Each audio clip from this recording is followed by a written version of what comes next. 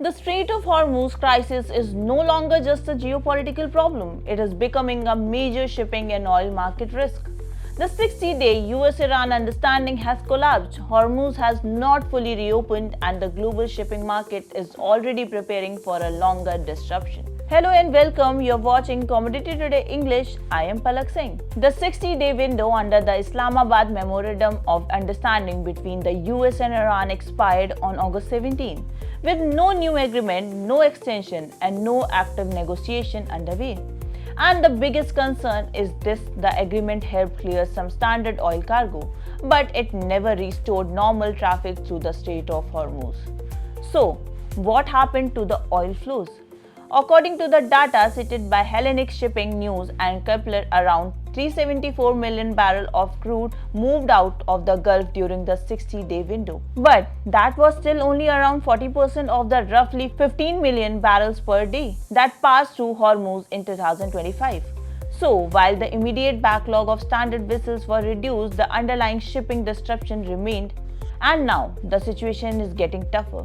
Iran has announced a permit and toll regime for the vessels using the strait, while Washington has rejected those claims.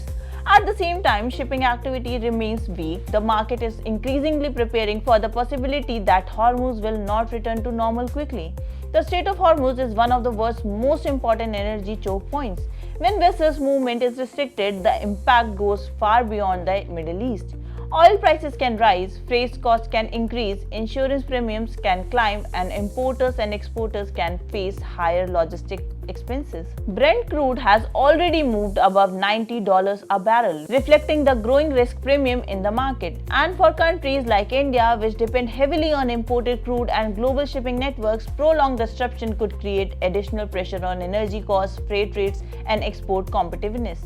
The concern is now shifting from the standard cargo backlogs to the long-term flow of the commodities through the Gulf. Hellenic Shipping News estimates that the shortfall against normal Hormuz flows could reach roughly 550 million barrels of crude, with inventories currently helping to absorb some of the shock.